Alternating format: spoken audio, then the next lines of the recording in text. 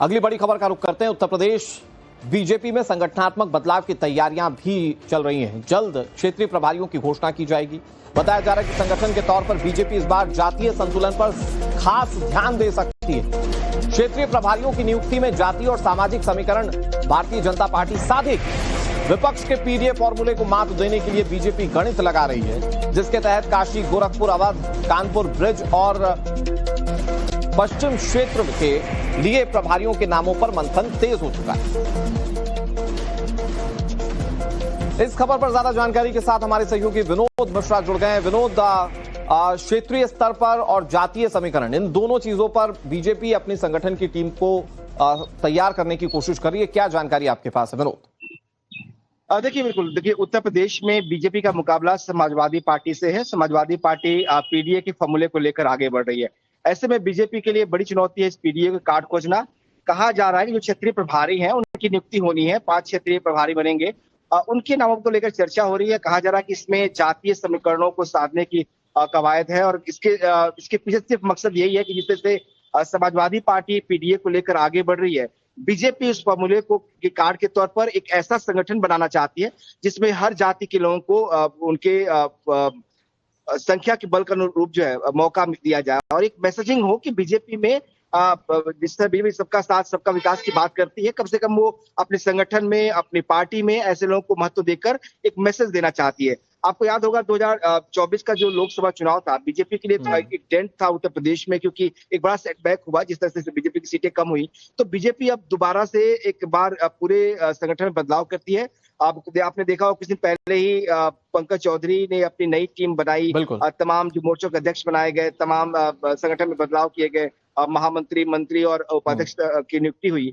अब एक नई टीम जो है इस आधार पर बनाई जाएगी जो जातीय समीकरणों को साधेगी। ठीक है, बहुत शुक्रिया विनोद आपका हमारे साथ जुड़ने के लिए। आप बने भी रहिए हमारे साथ।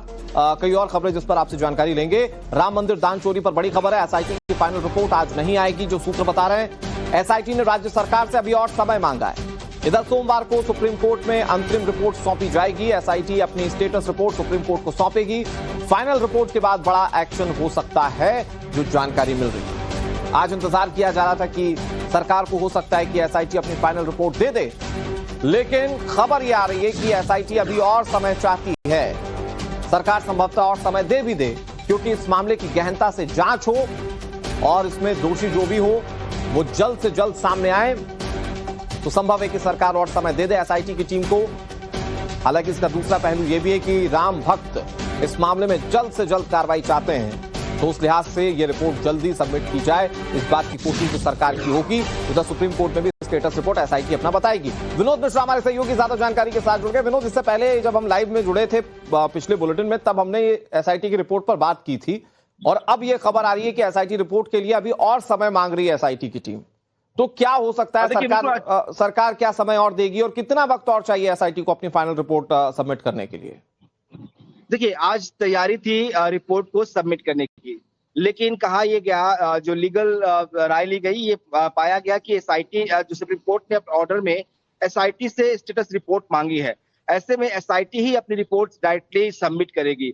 चूंकि एसआईटी ने अपनी प्रारंभिक अंतिम रिपोर्ट जमा की थी सरकार को, ये है कि जो अब तक रिपोर्ट जांच हुई है, जो एक तरह से आप कह सकते हैं जो पहली प्रारंभिक रिपोर्ट थी, इसी रिपोर्ट को फाइल करेगी सुप्रीम कोर्ट में मंडे को एसआईटी, और उसके बाद जब जो भी डायरेक्शंस होंगे सुप्रीम कोर्ट के, उसके आधार पर अगली रिपोर्ट जो है वो सबमिट की जाएगी। तो अभी प्रारंभिक रिपोर्ट ही तैयार थी, जो सबमिट किया गया था।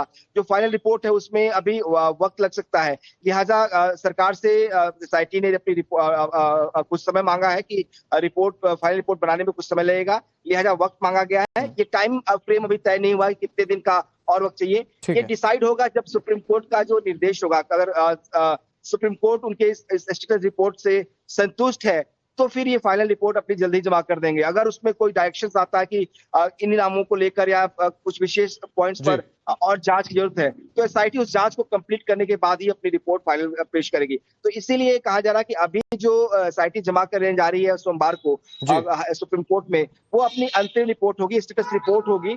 उसके डायरेक्शन मिलने के बाद जो है फाइनल रिपोर्ट को सबमिट किया जाएगा। ठीक है विनोद, बहुत शुक्रिया आपका हमारे साथ जुड़ने के लिए और तमाम जानकारी देने के लिए।